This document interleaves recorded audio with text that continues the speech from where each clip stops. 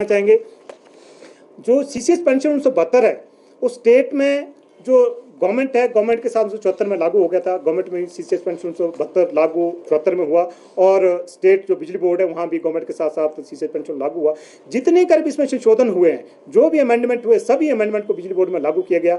लेकिन अभी जो आपका पुरानी पेंशन के रिगार्डिंग जो संशोधन इसमें हुआ उसमें एक अनावश्यक देरी की जा रही है। आप कह सकते हैं कि अप्रैल में संशोधन हो चुका था, लेकिन अप्रैल 24 एक साल बीत चुका है, अभी तक बिजली बोर्ड में संशोधन लागू नहीं हुआ। इससे क्या हो रहा है कि जो आज हमारे लगभग 6,6500 कर्मचारी जो आपका एनपीएस का कर्मचारी है, जो आपका ओपीएस में आना है, वो उससे वंचित है। हम कहना चाहेंगे प्रदेश सरकार से, ये जो आपका संशोधन है ये आपका इनएविटेबल है, लीगली आपको लागू करना पड़ेगा, क्योंकि बिजली बोर्ड में सीसीएस पेंशन 1974 से लागू किया गया। आज जो देरी है, अगर आप इसको 25 में लागू करते हैं, 24 में लागू करते हैं, तब भी आपको ये 2003 से ही लागू करना पड़ेगा, रेट्रोस्पेक्टिवली लागू करना पड़ेगा। इस करके जो इसमें अनावश्यक देरी की जा रही है उसमें आपके एडमिनिस्ट्रेटिव इम्प्लीकेशन ही बढ़ेगी, लेकिन सरकार या बिजली बोर्ड को कोई फाइनेंशियल उससे बोझ नहीं पड़ेगा। ये हम कहना चाहेंगे। हम मांग करना चाहेंगे प्रदेश सरकार से, उन्होंने कई बार पब्लिक अनाउंसमेंट भी की है कि बिजली बोर्ड में पुरानी पेंशन लागू की जाएगी। हम मांग करना चाहेंगे बिजली बोर्ड में शीघ्र जो पुरानी पेंशन को लागू किया जाए। इसके साथ हम कहना चाहेंगे, आज जो बिजली बोर्ड की स्थिति है, वित्तीय स्थिति है, वो वित्तीय स्थिति बहुत खराब है। हम ये कहना चाहेंगे, आज हमारे जो कर्मचारी जो रिटायर हो रहे हैं, आप हैरान होंगे सुन के, जो 23 का कर्मचारी रिटायर हुआ है उसको आपके वित्तीय लाभ जो रिटायरमेंट पे मिलते हैं अभी तक उसको नहीं मिले हैं। आपकी लीव इन कैशमेंट 1 साल से पेंडिंग है, और जो ग्रेस्टी है, ग्रेस्टी की पेमेंट 6 महीने से पेंडिंग है। इसके अतिरिक्त जितने कर भी आपके क्लेम हैं, आपके एरियर्स हैं, दूसरे आपके टीए बिल है, मेडिकल क्लेम है, हम कह सकते हैं और भी जो आपके ओवर टाइम के क्लेम है, सारे पेंडिंग पड़े हैं। हम इस प्रेस वार्ता के माध्यम से मांग करना चाहेंगे, जो आज बिजली बोर्ड की स्थिति बिगड़ी है उसमें मैनेजमेंट ध्यान दे और जो कर्मचारियों के क्लेम है उनको लिक्विडेट किया जाए। हम ये भी कहना चाहेंगे प्रदेश सरकार से, हमने पहले भी ज्वाइंट फंड के माध्यम से बात कही थी कि जो ये फ्री का कल्चर है, इससे जो स्टेट में जो आपके 125 यूनिट फ्री में दी जा रही है और उससे कहीं ना कहीं बिजली बोर्ड प्रभावित हुआ है। हम इसमें उस टाइम हमने ये कहा था कि जो नीडी है प्रदेश में, जो कंज्यूमर्स है, जिसको 125 या उसको हो सकता है 200 या 300 के यूनिट की जरूरत हो, उनको दी जाए। लेकिन हम कर्मचारी, हम अधिकारी हैं, हम तनख्वाह ले रहे हैं, लेकिन आप हमें भी 125 रुपये यूनिट फ्री दे रहे हैं। मुझे लग रहा है वो स्टेट हित में नहीं है, इसको रैशनलाइज करने की जरूरत है। हम जरूर कहना चाहेंगे, जो नीडी है लोग, उनको 125 नहीं, अगर उनको ज़्यादा यूनिट की जरूरत है उनको उसको बिजली को फ्री में दिया जाए। लेकिन जहाँ जरूरत नहीं है, जो उनकी पेइंग कैपेसिटी है, उन पे उनको रिव्यू किया जाए और इसको जो है फ्री का कल्चर उसको रैशनलाइज बिजली बोर्ड में एक स्थायी एमडी दिया जाए।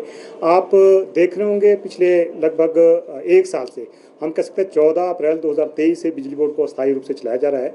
और बिजली बोर्ड में जो एमडी का चार्ज, एडिशनल चार्ज दिया गया है, हरिकेश मीणा जी हैं, जिनके पास पहले ही एनर्जी डायरेक्टरेट है, एचपीपीसीएल के एमडी है। इसके अलावा उनको बिजली बोर्ड का एडिशनल कार्यकाल आभार दिया गया है।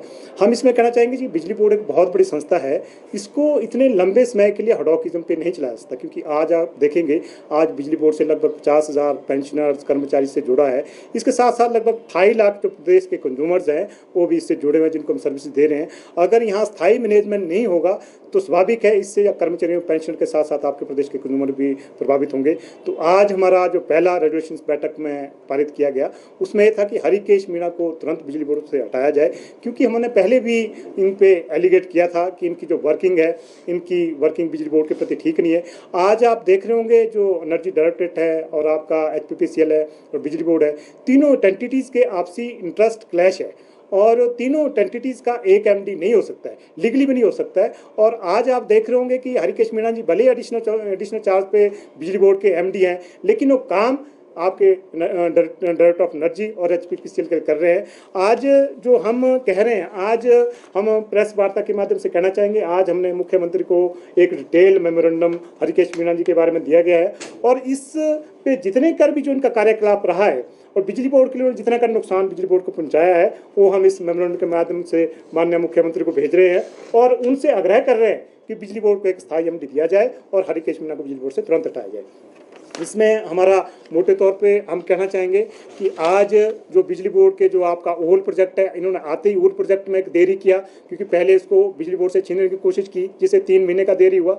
उसके बाद जो बिजली बोर्ड के 4 प्रोजेक्ट थे, जो चंबा के 4 प्रोजेक्ट थे, उनको वापस किया पीपीसीएल के लिए, और उसके बाद उसको 3 महीने बाद बिजली बोर्ड को दिया जाता है। लेकिन उसके बाद 1 साल हो गया, अभी तक उन प्रोजेक्टों पर कोई काम नहीं हुआ है। आज हम कह सकते हैं उन परियोजनाओं पर काम न होने से प्रदेश सरकार की लगभग 580 करोड़ की जो केंद्र से ग्रांट आनी थी, वो आज उससे प्रदेश सरकार को वंचित रहना पड़ रहा है। इसके साथ हम कहना चाहेंगे जो एक हरिकेश मीणा जी ने एनर्जी मैनेजमेंट सेंटर बनाया है, और उस जो एनर्जी मैनेजमेंट सेंटर है उसमें लीगली जो आपका इलेक्ट्रिसिटी एक्ट है या जो आपका ग्रिड कोड है वो उसके कंट्रीवेंशन में है, जो उसमें प्रोविजन है, कानूनी प्रावधान है, उसके अगेंस्ट है। और इस करके हम ये मांग कर रहे हैं जो एनर्जी मैनेजमेंट सेंटर बनाया गया है उसमें जो बिजली बोर्ड से आपका सिस्टम ऑपरेशन है, एएसएलडीसी है, जो बिजली बोर्ड के दफ्तर वहाँ ट्रांसफर किए गए उनको तुरंत वापस किया जाए। आज अगर ये दफ्तर अगर वहाँ जो एनर्जी मैनेजमेंट सेंटर बनाया गया है उसको जाते हैं तो आज बिजली बोर्ड का जो बिजनेस है, बिजली का बिजनेस है, उस पर जो बिजली मैनेजमेंट है, आपका एनर्जी मैनेजमेंट का खरीदना है, बैंकिंग करना है, बेचना है, या मॉनिटरिंग है, या ग्रिड मॉनिटरिंग है, ये तमाम चीज़ें इफेक्ट होगी। तो हम ये कहना चाहेंगे मीणा जी ने जो एनर्जी मैनेजमेंट सेंटर बिजली बोर्ड के एक दफ्तर को तोड़ करके बनाया गया है, हम उसका विरोध करते हैं, और उसने मीणा जी ने हम कह सकते हैं कि बिजली बोर्ड को कमजोर करने की कोशिश की है। इसके साथ साथ हम आज आपका आरडीएसएस है, बिजली बोर्ड में जो आरडीएसएस लागू किया गया है, आरडीएसएस की स्कीम केंद्र सरकार की एक स्कीम है जिसमें लगभग 1800 करोड़ का आपको बिजली बोर्ड को ग्रांट मिलना था। पहले तो हम ये कहना चाहेंगे वर्तमान में जो एमडी है बिजली बोर्ड के, इसके कार्यकाल में इस स्कीम में इतनी देरी हुई कि आज जो टाइमलाइन है आरडीएसएस की वो सारी खत्म हो चुकी है।